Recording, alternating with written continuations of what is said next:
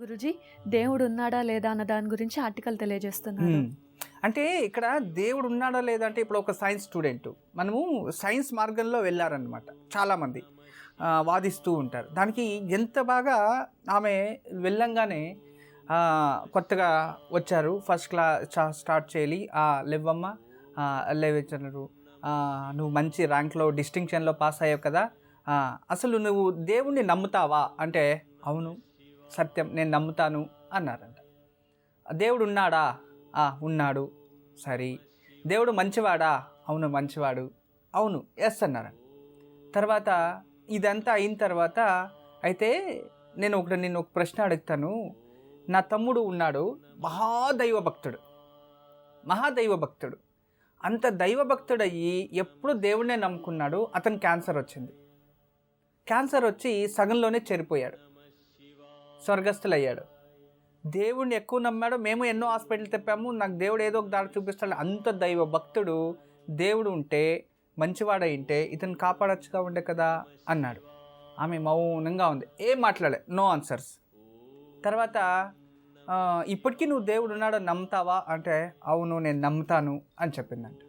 తర్వాత సరే, ప్రపంచంలో పంచేంద్రియాలు ఉన్నాయి మనిషికి, రుచి దృష్టి అన్నీ ఉన్నాయి, నీకు అన్ని పంచేంద్రియాలు అన్నీ బాగున్నాయి కదా, ఉన్నాయి. అయితే నువ్వు ఎప్పుడన్నా దేవుణ్ణి చూసావా అంటే నేను చూడలేదు, నో అని చెప్పింది. అయితే దేవుణ్ణి ఎప్పుడైనా తాకావా, ముట్టుకొని చూసావా? లేదు. అయితే ఎప్పుడైనా మాట్లాడావా? అయితే లేదు. అయితే నీ ప్రశ్నలకి ఎప్పుడైనా సమాధానం ఇచ్చాడా? లేదు లేదు లేదు. సరే, దేవుడు మంచివాడా? మంచివాడు, నేను నమ్ముతాను, ఓకే నా నమ్మకం అది అని. ఇవన్నీ జరుగుతూ ఉంటే మళ్ళీ క్వశ్చన్ వేస్తారనమాట. ప్రపంచంలో దేవుడు మంచివాడా చెడ్డవాడా అంటే మంచివాడే. అయితే దేవత ప్రపంచంలో మంచివాళ్ళు ఉన్నారు, చెడ్డవాళ్ళు ఉన్నారు కదా, దేవుడికి ఏం తెలీదా? చెడ్డవాళ్ళు ఎందుకు సృష్టించాలి? మంచోళ్ళు ఉన్నారు కదా, శ్రద్ధోళ్ళు ఎందుకు సృష్టించాలి? అయితే దేవుడు మంచివాడని ఎలా చెప్తావు నువ్వు అంటే మౌనంగా ఉంది, నో ఆన్సర్. సరే, దేవుడు దయ్యాలు ఉన్నాయి ప్రపంచంలో? ఉన్నాయి. నువ్వు నమ్ముతావా? నమ్ముతాను.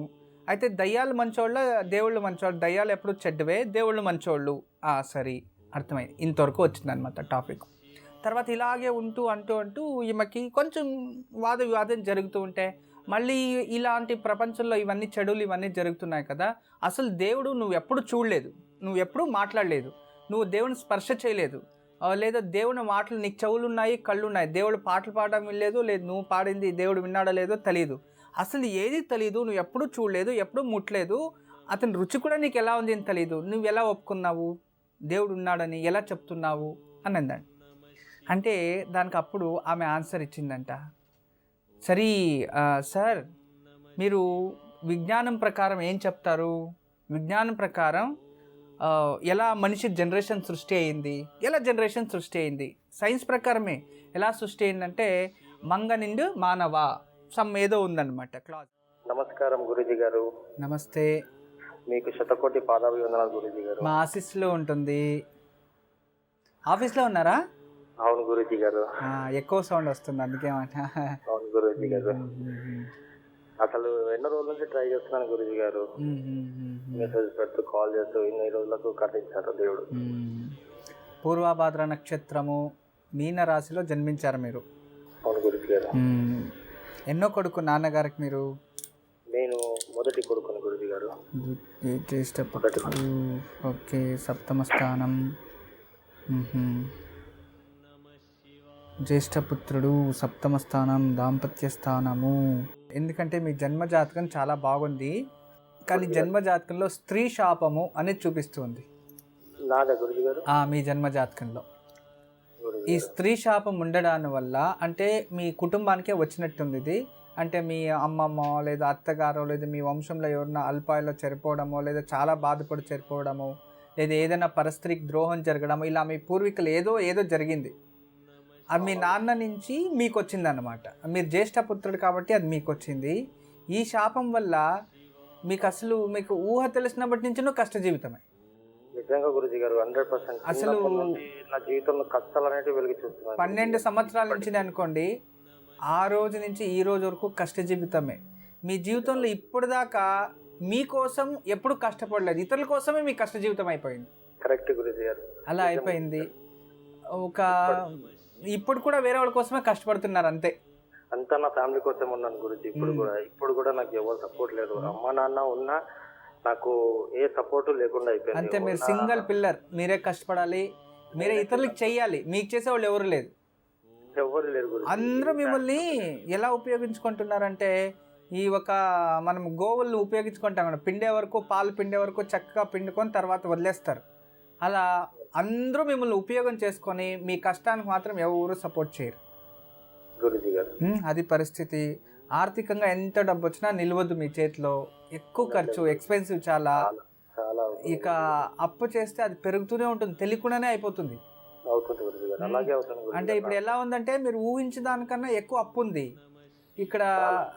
చాలా అప్పులు చాలా ఉన్నాయి, రిటర్న్స్ తక్కువ వస్తుంది, మెయింటెనెన్స్ ఎక్కువ ఉందన్నమాట. అన్నిటి కన్ఫ్యూజన్ స్టేటస్. మీ లైఫ్లో మీరు ఏం చేస్తున్నారో అర్థమైతలేదు ఒకసారి ఆలోచిస్తే. నిజంగా గురుజీ గారు, నిజంగా గురుజీ గారు అదే జరుగుతుంది గురుజీ గారు.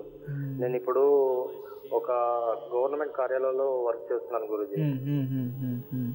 సో ఇప్పుడైతే నేను అవుట్ సోర్స్ కింద ఉన్నాను, కాంట్రాక్ట్ బేస్ లో ఉన్నాను. ఇంకా కొద్ది నెలల్లో మా ఈ ఆఫీస్ ఒక పర్మనెంట్ అయ్యింది. నాకు ఏమన్నా అవకాశం ఉండే ఛాన్సెస్ ఏమన్నా ఉందా? ఉంది, పర్మనెంట్ అవుతారు. మీరు అక్కడే వర్క్ చేయండి, ప్రాబ్లం లేదు, మీకు పర్మనెంట్ అవుతుంది, నిదానంగా అవుతుంది. ఎందుకంటే మీరు ఒక్కరే పర్మనెంట్ చేయలేరు కదా, మీలాంటి వాళ్ళు చాలా వేలాది మంది ఉన్నారు కదా తెలంగాణ మొత్తానికి. అందరికీ ఒకేసారి అవుతుంది, బట్ లేట్ అవుతుంది, మీకు అవుతుంది. జన్మజాతకంలో ప్రభుత్వ రుణము అనేది ఉంది, అంటే ప్రభుత్వ ఉద్యోగంలో మీరు జీవితం చేస్తారు అని అర్థం. అదే గురుజీ, చేయనట్టుగా చేస్తున్నాను గురుజీ, కానీ నాకు పర్మనెంట్ అవుతే నా ఫ్యామిలీ బాగుపడుతుంది. ఖచ్చితంగా అవుతుంది. మీరు దాంట్లో చాలా కష్టంగా ఉంది గురుజీ. నాకు అర్థమైంది. ఇప్పుడు ప్రభుత్వ ఉద్యోగం కాంట్రాక్ట్ బేస్ పైన అంటే మనము వేరే చోటు వెళ్ళే దాంట్లో సగం ఇది కూడా ఉండదు, పేమెంట్ కూడా ఉండదు. అదే గురుజీ, నాకు అర్థమైంది, ఆ పరిస్థితి నాకు తెలుసు. కానీ మీకు ముందరికి మంచి జీవితం ఉంది, మీరు దీంట్లోనే ఉండండి. అలాగే గురుజీ, అలాగే గురుజీ. ఇంకేమైనా పరిష్కారం? ఎస్, నేను చెప్తాను, పరిష్కారం చెప్తాను. ఇప్పుడు మీరు ఇంట్లో చెల్లెళ్ళు ఎంతమంది ఉన్నారు, సిస్టర్స్ అంతా? ఒక సిస్టర్ ఉంది గురుజీ, 2 బ్రదర్స్ ఉన్నారు గురుజీ. ఓకే, అందరికి మ్యారేజ్ అయిపోయిందా? లేదు గురుజీ, ఎవరికి అవ్వలేదు గురుజీ, నాకు కూడా అవ్వలేదు గురుజీ. ఓకే, ఇప్పుడు మీ బ్రదర్స్కి పెళ్ళి అవ్వాలి, తర్వాత ఫస్ట్ సిస్టర్ చేయాలైతే. నాకు అదే ఉంది గురుజీ, నాకు ఒక పెద్ద భారంగా ఉంది గురుజీ. నాకు అసలు ఎట్లా అంటే, నాకు తెలియకుండా నేనే అసలు నాకు చాలా యుద్ధం చేస్తున్నా ఫీలింగ్ కలుగుతుంది గురుజీ. చాలా ప్రెషర్ పడుతుంది. ఇంట్లో ఒక ఆడపిల్ల ఉంది, అమ్మాయికి పెళ్లి చేయాలి, ఎప్పుడు చేస్తాను, అసలు ఏ సోర్స్ లేదు, అసలు చేస్తానా లేదా, అసలు చేయగలనా లేదా, నాకు నా మీద నాకే కాన్ఫిడెన్స్ కోల్పోతున్నాను. లేదు, చేస్తారు. ఇప్పుడు అమ్మాయి ఏం చదువుకోంది ఆ పాప? అమ్మాయి 10th డిస్కంటిన్యూ చేసింది. ఓకే, ఇప్పుడు ఎంత ఏజ్ వాళ్ళకి? అమ్మాయికి 21, 22 ఉంది గురుజీ. పెళ్లి చేయాలైతే? అవును గురుజీ, అనుకుంటున్నాను గురుజీ. ఎడ్యుకేషన్ కూడా లేదు, అందుకే ఇప్పుడు ఎక్కువ ఖర్చు కూడా, ఎక్స్పెన్సివ్. ఇప్పుడు పెళ్లి చేయాలన్నా కూడా అంత, ఇప్పుడు ఆల్రెడీ మీరు మైనస్లో ఉన్నారు. చాలా గురుజీ, అదే నాకు భయంగా ఉంది. నేను అసలు వాళ్ళని బతికిస్తాను, వాళ్ళకు జీవితాన్ని ఇవ్వగలనని నాకు నమ్మకం కుదరట్లేదు గురుజీ. అసలు లేదు, మీకు 1 year కొంచెం కష్టం అనిపించవచ్చు, బట్ నెక్స్ట్ ఇయర్ నుంచి చాలా బాగుంటుంది. మీరేం భయపడకండి. నేను ఒక స్త్రీ శాపం అంటే, మీరు రోజు ఒక 108 రోజులు దగ్గరలో ఎక్కడైనా ఉదయాన్నే లేచి గోమాతకి పచ్చగడ్డ అయినా సరే, మన దగ్గర ఏముంటే అది ఒక పిడికడ గోకు తినబట్టి 5 ప్రదక్షిణలు వేసుకొని మీరు జాబ్కి వెళ్ళండి. రోజు అలా 108 రోజులు చేసుకోండి గోమాతకి. సాయంకాలం రోజు పడుకునే ముందు, ఇంట్లో భోజనం చేయకముందు చేతులు కాళ్ళు కడుక్కొని, ఇంట్లో దుర్గామాత దేవు ముందు నెయ్యి దీపం కానీ, లేదా వేప నూనె కానీ, లేదా విప్ప నూనె, లేదా ఆవాల నూనె, వీటిలో ఏదైనా సరే, లేదా కొబ్బరి నూనె అయినా పర్వాలేదు, దాంట్లో దీపం వెలిగించేసి బగళాముఖి స్తోత్రము అని వస్తుంది, బగళాముఖి స్తోత్రం, దాన్ని చదువుకోవాలి. ఇలా 108 రోజులు కరెక్ట్గా పారాయణ చేసి ఉదయము గోమాతని ప్రదక్షిణ చేస్తూ ఉంటే